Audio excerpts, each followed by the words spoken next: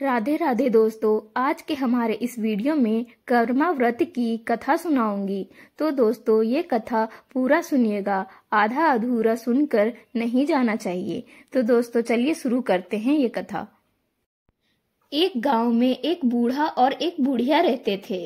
बूढ़े का नाम ननका था और बुढ़िया का नाम ननकी था। उनके विवाह के कई वर्ष बीत चुके थे, लेकिन दोनों के कोई संतान नहीं थी। उन्होंने बहुत पूजा पाठ किए, बहुत मन्नत मांगी और बाद में कर्मा राजा से मन्नत मांगी। उसके बाद उनके यहाँ 7 बच्चे पैदा हुए। उनमें से 2 बच्चों का नाम कर्मा और धर्मा थे। कर्मा और धर्मा समय के साथ साथ बड़े हुए और उनके विवाह हो गए और उनकी अपनी अपनी गृहस्थी बस गई। एक बार की बात है, उनके गांव में भीषण अकाल पड़ा। गांव में भूखमरी की नौबत आ गई। उसके कारण कर्मा और धर्मा अपने परिवारों का भरण पोषण करने के लिए विदेश चले गए। वहां पर उनको अच्छा खासा काम मिल गया था और कुछ ही महीनों में उन्होंने बहुत सा धन कमा लिया था। विदेश में रहते हुए बहुत दिन बीत गए। बहुत दिन घर से दूर रहने के कारण अब कर्मा और धर्मा को अपने परिवार और बच्चों की याद सताने लगी। तो दोनों भाइयों ने निर्णय कर लिया कि अब घर लौट जाना चाहिए और वो घर के लिए निकल पड़े। और बहुत दिनों तक जंगल में चलने के बाद काफी थक चुके थे। चलते चलते काफी दूर आ गए। तब उन दोनों भाइयों ने एक जगह आराम करने का निर्णय लिया और वे एक वृक्ष की छांव में बैठ गए। इसी दौरान धर्मा को लघु शंका आई, तो वो अपने भाई से थोड़ी दूर चला गया।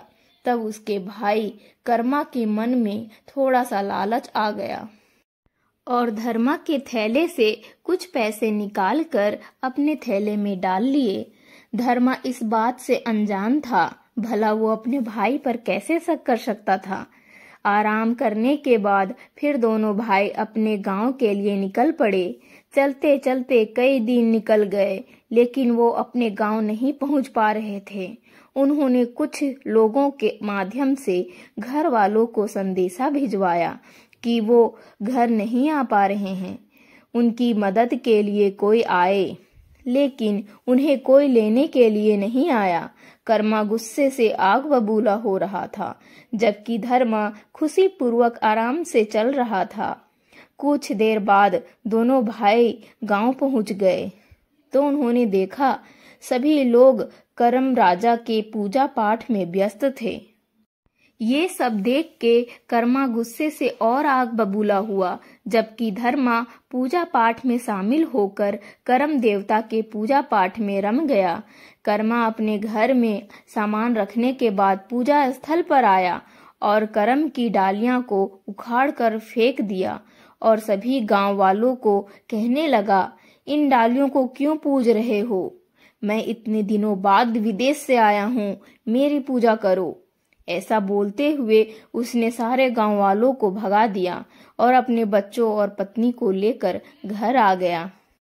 कुछ दिनों बाद कर्मा का कमाया हुआ सारा धन खत्म होने लगा और धीरे धीरे कर्मा कंगाल हो गया। उसके खेत में उपज होना भी बंद हो गया और गाय भी दूध देना बंद कर दी। उसको खाने के लाले पड़ने लग गए, जबकि उसके उल्टा धर्मा दिन दुगुनी रात चौगुनी तरक्की करने लगा।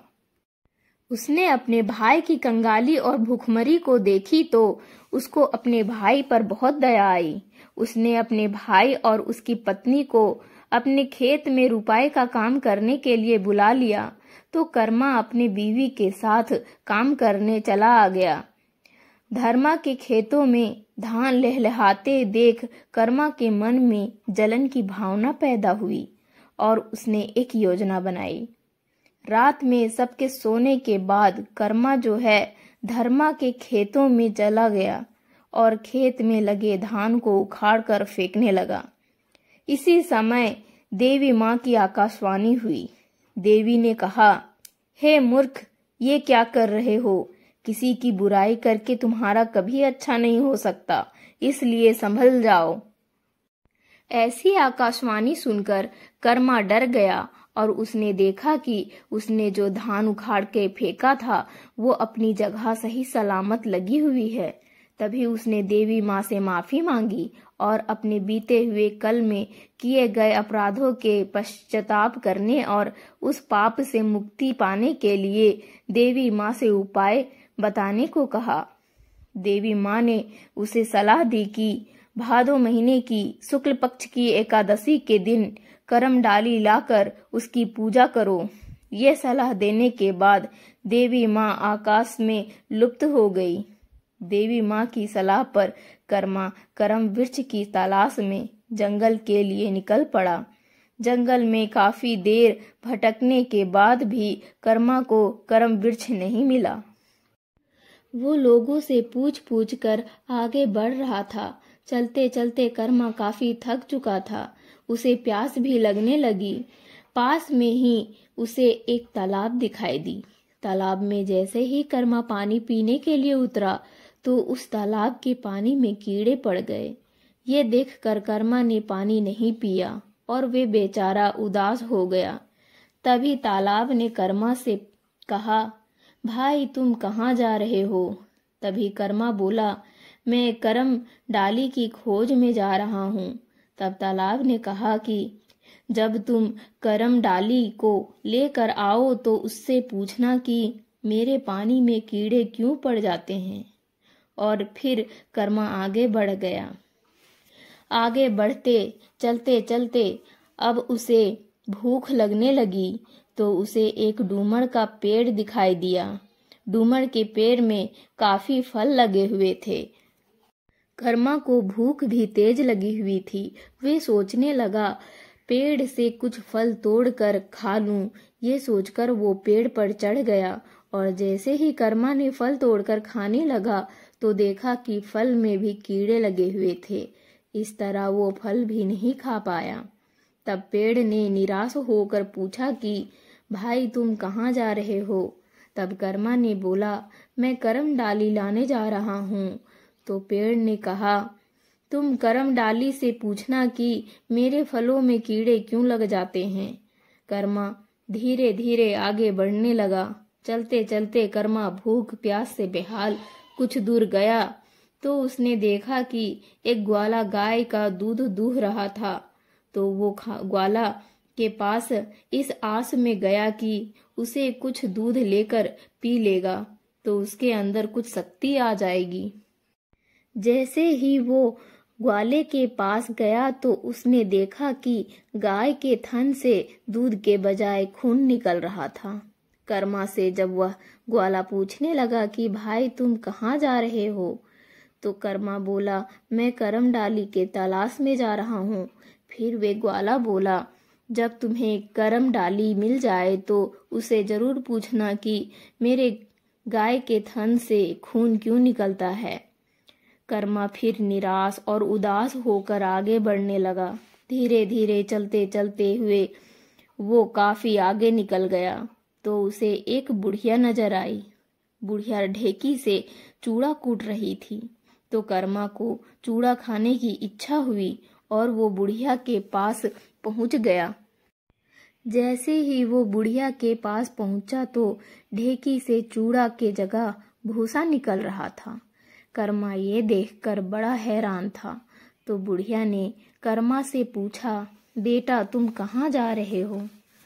तो कर्मा ने बोला, बुढ़िया माई मैं करम डाली की तलाश में जा रहा हूँ। तब बुढ़िया ने कर्मा से कहा, अगर तुम्हें करम डाली मिल जाती है तो उसे पूछना कि मैं ढेकी से चूड़ा कूटती हूँ तो इसमें से भूसा क्यों निकलता है। तो कर्मा ने बुढ़िया माई से कहा, बुढ़िया माई मैं करम वृक्ष को ढूंढते ढूंढते थक चुका हूँ, मुझे कहीं भी करम वृक्ष नहीं मिला। तो बुढ़िया माई ने उसे बताया, बेटा 7 समुंदर पार करम वृक्ष है, तुम वहां पर चले जाओ। अब कर्मा को पता चल चुका था कि करम वृक्ष 7 समुंदर पार है और कुछ दूर जाने के बाद कर्मा को एक मगरमच्छ दिखाई पड़ा। अब उसने सोचा कि मगरमच्छ की मदद से वो समुंदर पार हो जाएगा और वो जब मगरमच्छ के पास पहुंचा तो कर्मा ने देखा कि मगरमच्छ बिना पानी के रेत में तड़प रहा था। तो वो मगरमच्छ से पूछने लगा, भाई ये तुम्हारी हालत कैसे हुई है? तब मगरमच्छ कहने लगा, इस नदी का पानी सूख रहा है, इसलिए मैं पानी के लिए तरस रहा हूँ। और भाई तुम कहाँ जा रहे हो? तब कर्मा बोला, मैं करम डाली लाने 7 समुंदर पार जा रहा हूँ। तो मगरमच्छ ने बोला, भाई अगर तुम करम डाली लेकर आओ तो उससे मेरे बारे में जरूर पूछना कि मेरे नदी का पानी क्यों सूख रहा है। तब कर्मा सिर पर हाथ रख के बैठ गया और सोचने लगा कि कैसे वो 7 समुंदर पार करेगा और कैसे सभी प्रश्नों के उत्तर पा सकेगा। तभी सभी लोग जो कर्मा से मिले थे वो सभी लोग इकट्ठा होकर कर्मा के पास पहुंच गए और कर्मा से कहने लगे, कर्मा हम तुम्हारी 7 समुंदर पार जाने में मदद करेंगे, लेकिन तुम हम सब के प्रश्नों के उत्तर जरूर पूछ कर आना। तब एक कछुआ 7 समुंदर पार ले जाने के लिए तैयार हो गया। उसने कर्मा को अपनी पीठ पर बिठा लिया और कर्मा को 7 समुंदर पार करम डाली लेने में मदद कर दी। करम डाली लेते ही सब समस्याओं का पता चल गया, सभी प्रश्नों का उत्तर मिल गया था। जब कर्मा करम डाली लेकर लौटा तो लौटते समय वो मगरमच्छ से मिला। मगरमच्छ पानी की कमी होने पर तड़प रहा था। तो कर्मा ने मगरमच्छ से बोला, तुमने एक करमव्रती को नदी में नहाने के दौरान खा लिया था, तुम उसी का पाप भोग रहे हो। और फिर ये बात बताकर आगे बढ़ गया। आगे जाने पर चूड़ा कुटने वाली बुढ़िया मिली। बुढ़िया की समस्या का कारण कर्मा ने उसे बताया कि बुढ़िया माई, तुमने चूड़ा में कूड़ा मिलाकर जो करमव्रतियों को चूड़ा बेची थी, उसी का पाप का फल तुम्हें आज मिल रहा है। बुढ़िया माई को उसकी समस्या बताकर कर्मा आगे बढ़ने लगा। आगे बढ़ने पर उसे वो ग्वाला मिला। तो ग्वाले को उसके द्वारा किया गया अपराध बताया कि ग्वाले भाई, तुम दूध में पानी मिलाकर बेचते थे, उसी का पाप अभी तुम भोग रहे हो।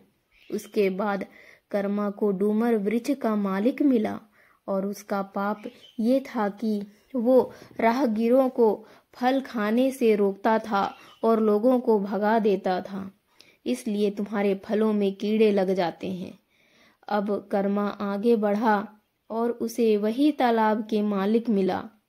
कर्मा ने उसे बताया कि जो कर्म उपवासी थे उन्हें वो पानी पीने नहीं देता था और राहगीरों को भी नहीं पीने देता था, इसलिए उसके तालाब में कीड़े लग गए।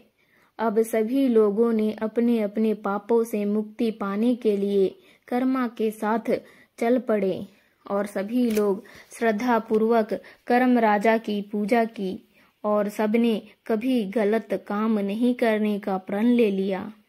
सबकी समस्या धीरे धीरे समाप्त हो गई। कर्मा फिर से धन धान्य युक्त और अच्छा खासा खाते पीते घर का हो गया। अब उसके घर में कोई भी कमी नहीं थी। वो एक सच्चा भला नागरिक बन गया और उसके घर में भी लक्ष्मी माँ कृपा बरसाने लगी। अब उसे किसी भी प्रकार की कमी नहीं थी। अब दिन दुगुनी रात चौगुनी उसके खेतों में भी फसल उगने लगी। अब वो अपने परिवारों के साथ खुश था कि देवी माँ की उन पर मेहरबानी हो गई। कर्मा ने जो पाप किया था उसके उसने प्रायश्चित किया और उसे इस पापों से मुक्ति मिल गई। तो दोस्तों, ये थी कर्मा व्रत की कथा। आप लोगों को अच्छी लगी हो तो लाइक शेयर और सब्सक्राइब जरूर कर दें और बेल आइकन दबाना ना भूलें। इसी तरह वीडियो आप तक पहुंचाती रहूंगी। धन्यवाद।